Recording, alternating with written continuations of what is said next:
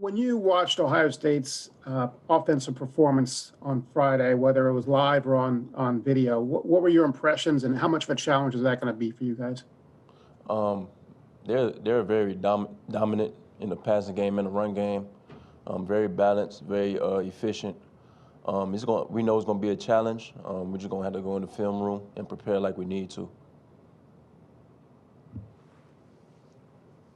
Thank you. Next, we'll hear from Charlie Potter. Charlie? Yeah, hey Pat. Just wanted to ask you about Mac and Smitty. Just how happy are you guys for them to be Heisman finalists, and what's it been like for you as a defensive player to go up against them too this year?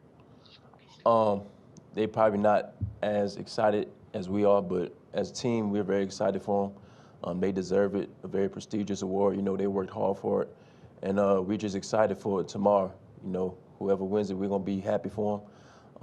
You know, just going against some guys every day, you know, it makes me better as a football player, but it also taught me, like, you know, going against guys like that, when you go on the field, it makes you 100 times better on game day. So, you know, it's a great opportunity for me, and, you know, with that individual success comes team success as well.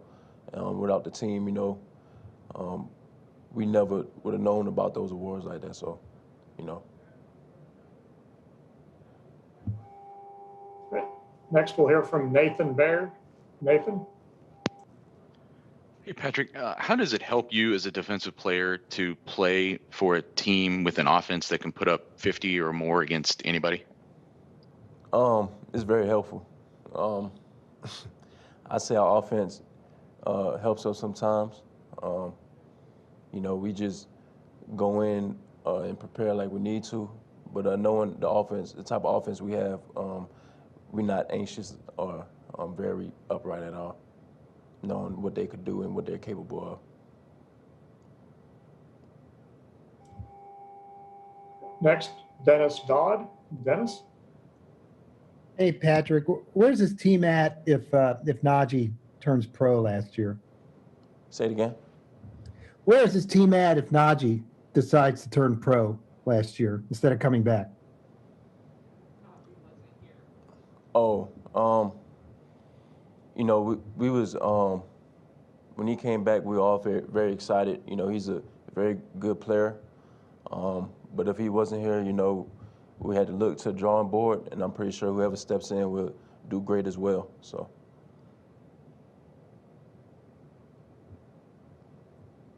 Next, Patrick Murphy. Patrick?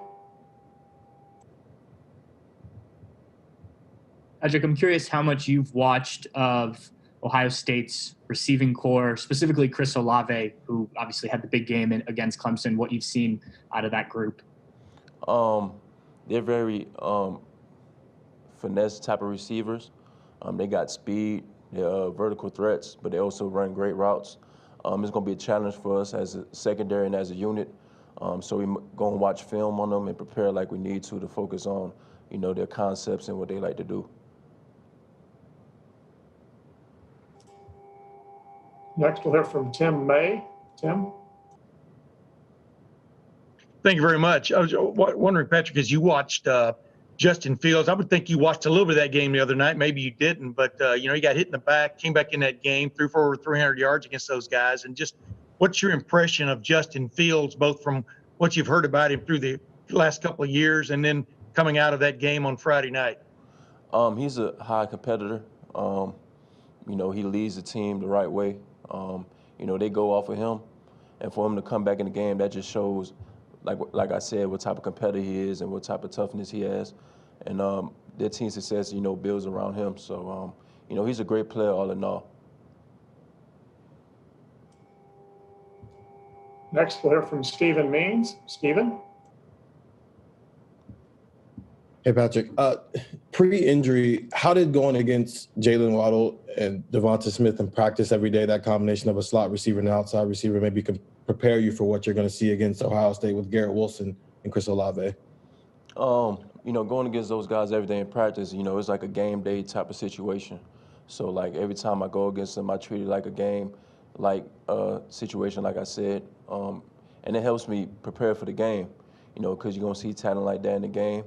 But it doesn't get any better than that, what you go against in practice. So, it helps me get better and see what I could improve on and stuff like that.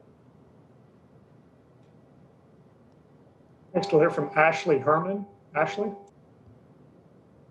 Hey, Pat, I know you probably are thinking about this, but, playing at home, how much does that mean to you, and where does it fall in your mind? Is it stay in the back of your mind, or where's that fall in importance?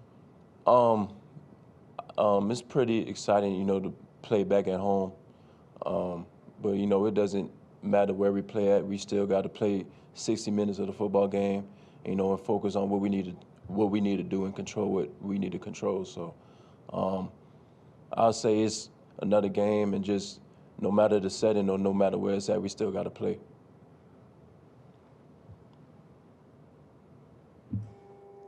Next, we'll hear from Dan Hope. Dan? Hey, Patrick, you guys have had a couple games against Ole Miss and Florida where your defense gave up a lot of points. Just what do you think went wrong for your defense in those games, and does that concern you at all going to play at an offense like Ohio State? Going to those games, I felt like we wasn't as communicative as we needed to be. We wasn't flying around. We gave up big plays due to mental errors and stuff like that. Things that we can improve on in the film room and in practice.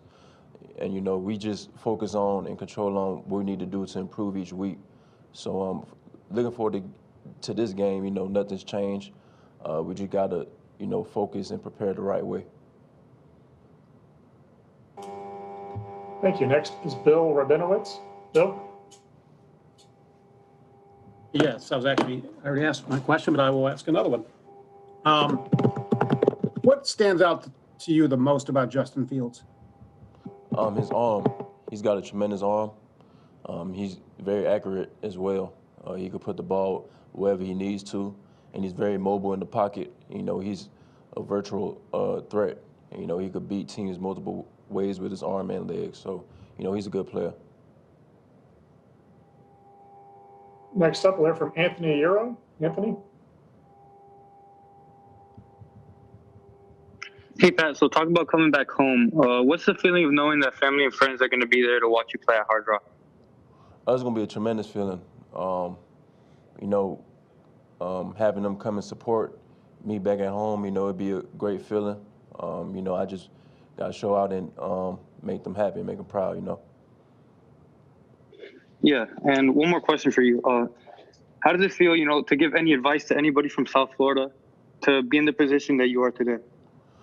I just say work hard, and South Florida, there's talent everywhere. So your name will get called, and you will be on a bright stage like this. So just keep working and keep striving to perfection. And our final question for today is from Steve Mouton. Steve? A lot of questions about the secondary heading into the season, and certainly you've elevated your game. There's no doubt about that. But I'm curious to get your thoughts on Brian Branch and really what you've seen development-wise out of him.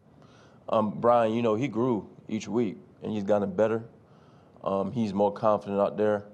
He's not a freshman anymore. Going into the season like this, he's a sophomore, a vet, and he's playing like it too. The more and more you see each week of him, he gains more confidence, and you can see it in his play. So, the sky's the limit for him, and he's a hard worker, so you can't take that away from him. So he's gonna keep on striving for greatness.